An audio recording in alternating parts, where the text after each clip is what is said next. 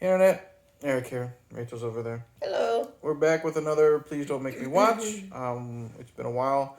If you're new to the channel or don't know what the concept is, Please Don't Make Me Watch is where I make Rachel watch a movie I think she will hate, and she is not allowed to use any electronics during it. She has to pay attention the whole time, give her thoughts, and then she does the same to me, and it goes back and forth. I don't remember what I made you watch last time, but this time it was Rachel's choice. And it was a movie I was not looking forward to. Rachel's decision was to make me watch Space Camp. If you're new to the channel, welcome. Plot spoilers, all that crap. Now, Rachel, tell me if I get this right. Another thing that we're supposed to do is the person who is forced to watch it has to try their best to give a brief synopsis. Yeah. A brief recap of what happened in the film, and then you can correct me if I'm wrong. Okay. So what I remember happening is a group of kids, they go to space camp to learn to be astronauts. Joaquin Phoenix, I think he's still Leaf Phoenix. He's the smart kid. He meets a stupid robot, and the robot and him begin a friendship. And what happens is he purposely starts a malfunction while they're in the cockpit of the space shuttle or whatever, because Leaf is getting picked on by all the mean kids, and he wishes he's going out of space. So Robbie the robot, whatever he's called, causes a malfunction where the only way to stop the Jinx, that's his name. Jinx, who cares? He causes a malfunction where the only way to stop the malfunction and to get them from not blowing up is to shoot them up into space. And the rest of the movie is them trying to get back down to Earth while trying to stop them running out of oxygen and all that stupid stuff. Mm-hmm. Pretty good? All right. Pretty good. All right. Yeah, I mean, you left out quite a bit of things, but it's not... That's the basic thing. Yeah. Okay. So, first off, why did you choose Space Camp for me, and what are your initial thoughts on Space Camp? So, when I was a kid, I remember watching it, and I really enjoyed it.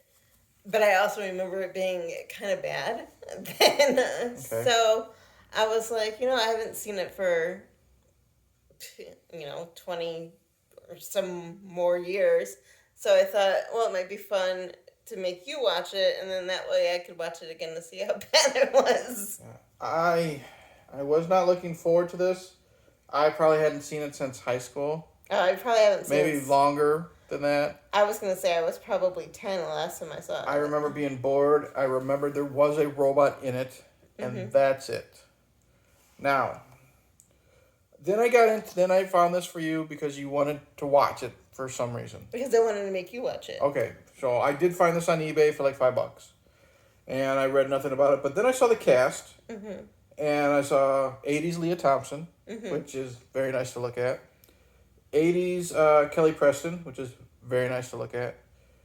80s Kate Capshaw, very nice to look at. Who's not to be confused for Kim Cattrall. I did think for some reason it was Kim Cattrall, but no. And then we also had a good cast of Tom Skerritt, is always great.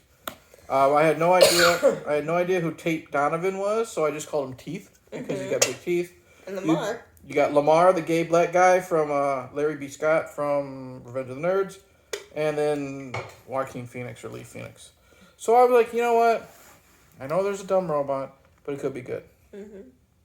Well, I was expecting a lot worse. It wasn't awful. But when it's bad, it's bad. We'll get to the good. Other than Joaquin Phoenix, I'm just going to call him Joaquin Phoenix, I don't care. And Teeth. The characters are likable. Kate Capshaw is great as the teacher. Again, Kelly Preston, she doesn't have a lot to do other than being like the basic. She's like the rainbow bright 80s girl because she's got the multiple colors on her the makeup and like the leg warmers and all that stuff. The thing I like about her character though is you think, okay, she's the blonde girl, so you automatically think being dumb. The 80s, that's kind of how they typecast pretty blonde females. Yeah, she was just she was the dumb blonde that just chewed bubblegum. But she was as you find out in the movie, she's actually really smart. Now, see, I like that. So, which is kind of refreshing in a way that she's smart, but yet still likes the, Yeah, she likes boys. Right. But the problem is, they don't really do that much with her. Right, She's super smart when they're learning how to take their classes and stuff like that. But all they really fucking give her to do when they're stuck in space is she's the Morse code girl. Right. That's all they do. Right. So it's kind of disappointing. Lamar, I'm just gonna call him Lamar. He's fine. He's likable. He is he has a really good scene where Kate Capshaw has to attach the oxygen tank to the outside of the space shuttle. And he's the one that has to make the decision, is it the green wire, the blue wire, or whatever. Mm-hmm. And Lea Thompson's such a control freak, she's basically saying, don't listen to Lamar, do this. And he's like saying, no, I studied this shit, because he's super good at science. Right. And so he has his hero moment by picking the right wire, and they listen to him. So he's good. Lea Thompson, she's nice to look at. She's okay being the control freak. She's not unlikable, but she's just there. Right. Except Kate Capshaw's really good at being the teacher. Tom Skerritt is amazing in everything. He's in this for 10 minutes tops. Mm-hmm. But he's good. He's always good. No, Teeth. Teeth? Tate Donovan? He's not unlikable, but I did like how he sneaks into space camp. Mm-hmm. He steals the Asian kid's name tag. And he's just doing it so he can maybe try to get a date with Lea Thompson. Mm-hmm. Of course, they fall in love, blah, blah, blah. But he's just there to be, like, the guy that... He doesn't want to be there. Right, he doesn't want to be there, but he wants to bang Lea Thompson. That's why he's there. Well, no, he goes there because his dad basically was like, you're going to go. Oh, is that what it was? Yeah, okay. But he didn't really want to be there. So from what he said at the very beginning, he's like, I'm here because my dad's making me be here. Oh. Well, I thought he was getting into it because he saw Lea Thompson. Well, that's why he changed the colors. Oh, so he could be on her team. Right. Okay. Either way, he's just there to have sexual chemistry with her. Mm-hmm. Whatever. And now let's get to Joaquin Phoenix. Little Leaf. Max. Little Leaf. He's the youngest of them all. And that's why I hate him, because... Probably 11. I hate the type of character where they're the 10-year-old genius. Mm-hmm. And he's the 10-year-old genius. He's the one that puts, BB-8 back together. And he's the one that creates a true friendship with him. And he's probably going to go fuck the robot when they get back down and from outer space. Mm-hmm. I just don't I've never liked that type of character. He is annoying. He's a talented adult actor. When he's a kid, he sucks in this. He's kind of annoying in Parenthood. Mm-hmm. He's not very good. There's scenes where he's, it's somewhat comical scenes, like he's stuck up in the contraption and, he can't get down. He's annoying there. Of course... He doesn't know how to use the bathroom when they're in space. Well, that's just a Hazy piss scene. It was fine. It was whatever, because they had to throw that in there. He's the one that has to save the day because he's the little kid, and Kate Capshaw can't get through the metal because she's too big to get the oxygen tank, but Little Leaf is able to do it. He's just annoying through the whole fucking movie. Hated him. But, so overall though, good cast. The robot's dumb. It's a dumb idea. Hated it. Mm-hmm. It's basically, it's not alive. It's not, Johnny Five or anything like that. But it's smart enough where it can communicate. It can think on its own. I just want how... No, I was going to say, how does it get all this stuff done? But it always shows, people, like you explained to me, people are used to this robot walking around. Just roaming around, yeah. Oh, okay. But it's just a dumb idea. It's like the Paulie's robot, you don't know, but Paulie's robot from Rocky IV. Why the fuck do you need it? Who cares? So that notwithstanding, overall the cast is fine. It had a good 80s soundtrack. Mm-hmm. So good 80s songs. But they're really, I'll say this, they're not going to die. They're not going to fall, be floating around in space forever. Right. They're not going to be floating around, even though I wish Leaf did. That they're not going to run out of oxygen. But there were some times in this movie where you're just wondering how the hell they're going to get this done. Mm-hmm. And it was shot really good. And it was really creative. So, applause to them. The green screens suck. Who cares? Whatever. This is 1986 with not much of a budget. Doesn't matter. So you can overlook that. Anything else you... Yeah, see, that's the thing. There's not really much to this movie. Yeah. I wasn't bored. I felt like Kate Capshaw,